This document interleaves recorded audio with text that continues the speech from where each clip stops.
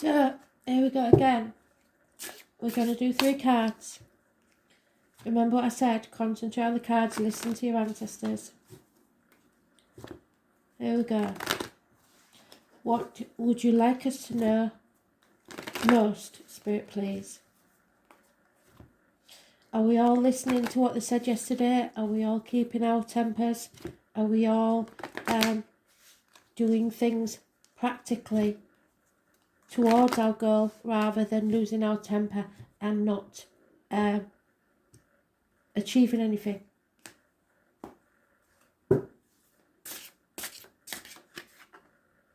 Baldir, forgiveness, kindness, mildness. Remember, forgive yourself and others. We all make mistakes. Baldir, the crown. It may be something to do with a much loved figurehead. Someone that we look up to. It is the crown.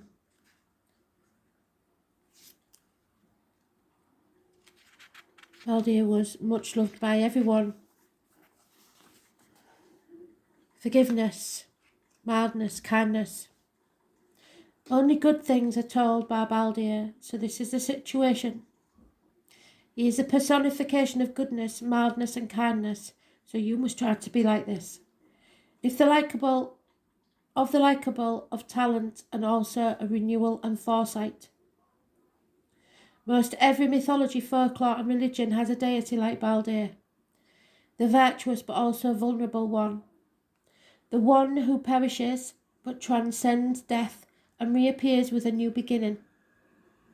With his death, Ragnarok is instigated, shaking the foundations of the world and finally bringing the demise of the gods.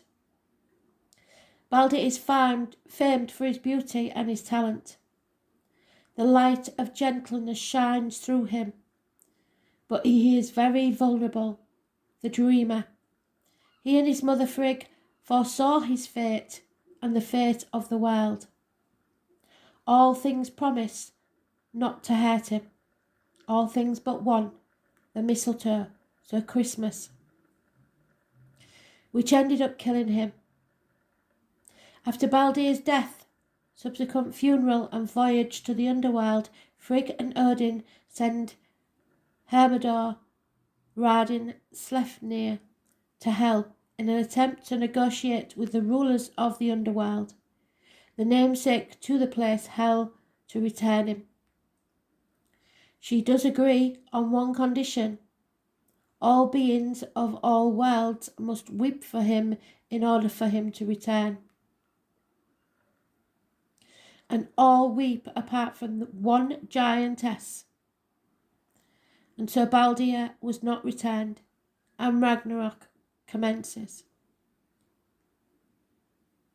So, who is it that's going to be so self-interested and so self-opinionated that they don't care whether anybody's happy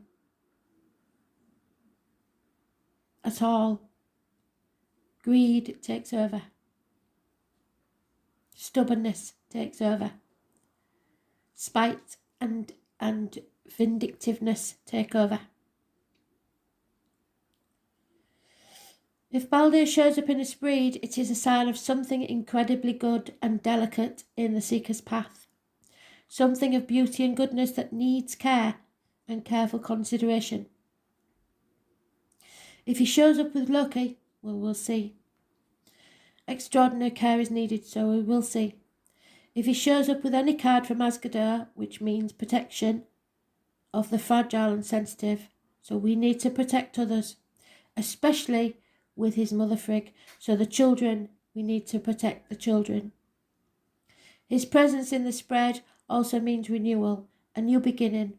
His presence always brings hope, even in the midst of our darkest hour.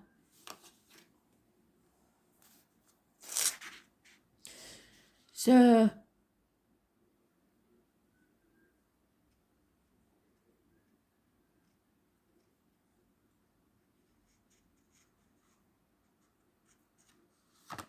Let's see. Next one. The mistletoe has, I'm going to look up, has some meaning. Here we go. So they've given me that straight away without me even. It is. Oh no. Okay, mock. Somebody is mocking us by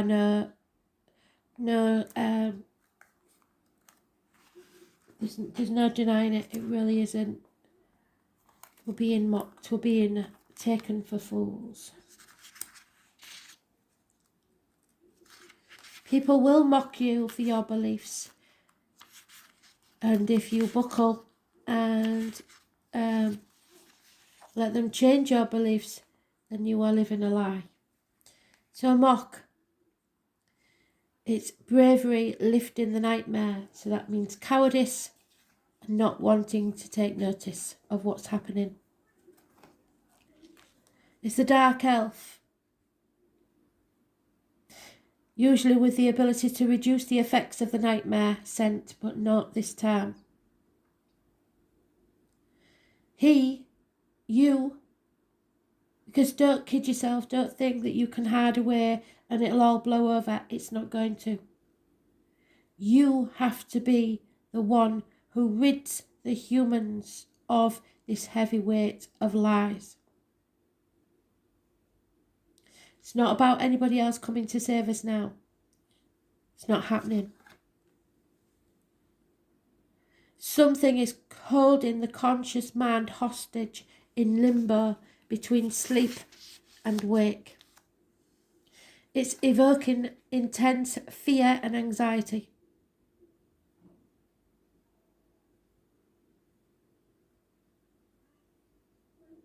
This is a nightmare, and it will put kin against kin. It's the heavy weight on the mind. It is a specific type of nightmare that lets the dreamer think they are awake. It will weigh you down and expose you to fear. So you are the one that uplifts the nightmare and removes it. There is smoke here that drives all bad air away. There is no smoke without fire. Your mind needs to be very, very clear so that you can overcome the obstacles. So courage to the seeker, you. You need to achieve your goals without being held back by fear. So fear is making people do and say things which we are going to have to forgive. Oh my God. Ambition and collaboration. This is all about greed. So Jarl and Anna, the ship.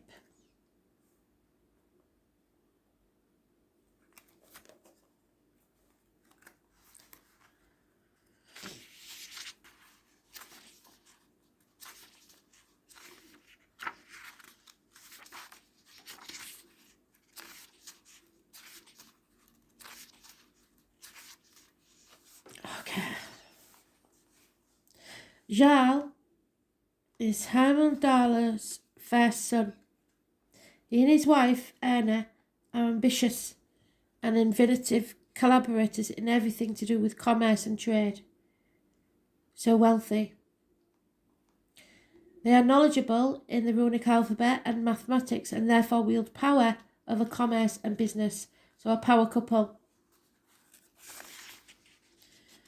And trade and can turn a profit out of most situations. They are driven only by ambition. They collaborate as one.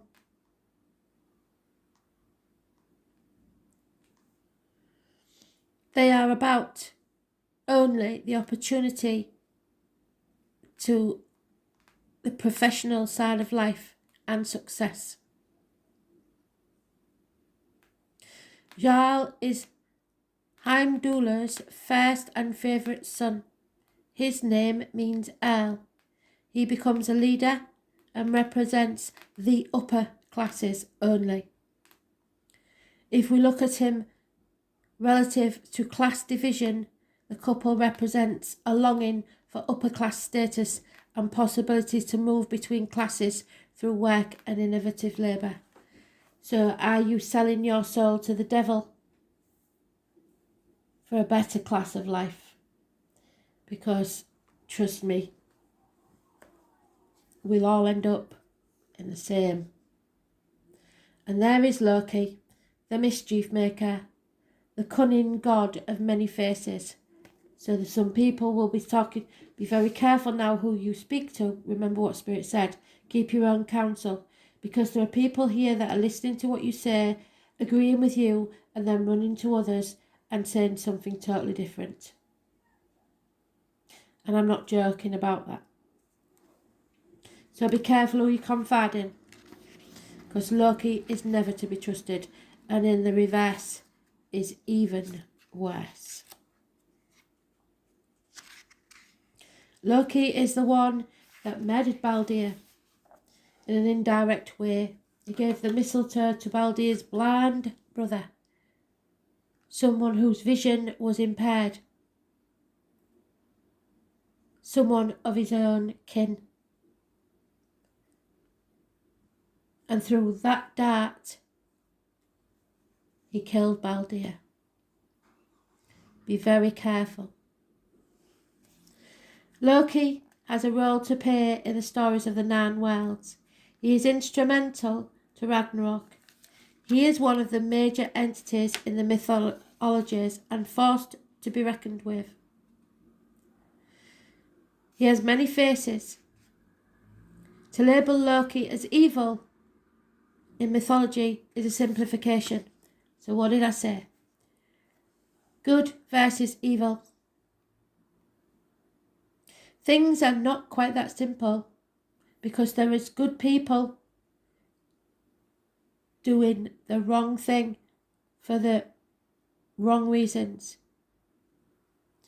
It is true that Loki fights alongside the sons of Muspel in the final battle of Ragnarok, and many actions of Loki leading up to that have complicated implications for the gods of Asgard. It is also true that Heimdall and Loki are mortal enemies. So you may need to fight alongside your enemies.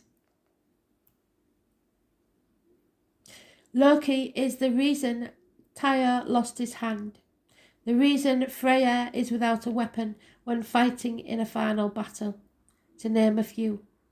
But as it turns out, it's also true that Loki comes up with solutions to some dire problems of the gods, albeit often caused by him as well. Thor relies on him for solutions, and when the hammer Mjolnir is stolen, it is Loki that hatches a plan to retrieve it. So there is somebody here that's playing both sides against the middle. And it's not good because he's in the reverse. But it also means that his trickery will come undone. It's, above all, about friendships and partnerships, people of like faith and mind. Loki cuts off Sif's hair, her most prominent feature, so the ego will take a battering, but later replaces it with golden hair. So it's nothing that cannot be regained. This is about cunning, plotting, intelligence, causing trouble, and we have to solve it. We may never know what the motives really are, even the most well-meaning. I'm sure the person that invented the atom bomb didn't expect it to do the destruction that it did. Fish. They keep going on about fish. The shape of the salmon. We need to eat more fish. a fly and a mare. So you need to look up them for your animal totems as well. Salmon, fly, mare. He has fathered many monsters.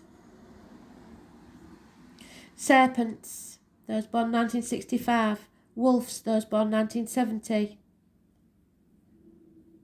And the steed, those born 1966. A mother will give birth. The presence of Loki in the spread is one to be reckoned with. He has an undermining effect on many cards in the deck, and his presence suggests an ominous and cunning presence. The evil, but he's in the reverse. Good conquers evil. Something that might lead to the total destruction of your situation. Nothing is as it seems. Don't listen to others, especially the talking head that spoke of yesterday.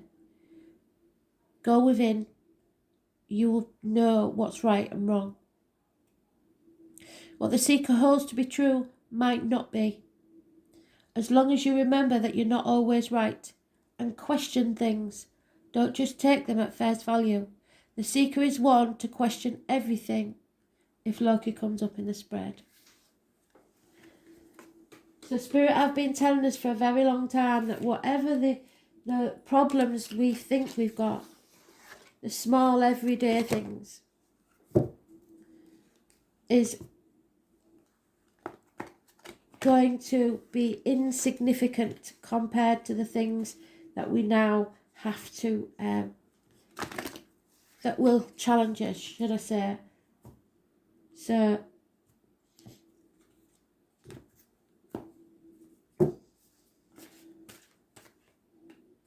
one card. Yeah. Have you seen the light yet? You have to follow your own path. Go with your gut instinct. And the outcome is mirror your reflection.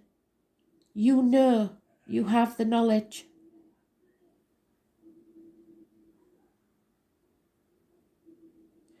Don't do to others what you would not want done to yourself. Thanks for listening.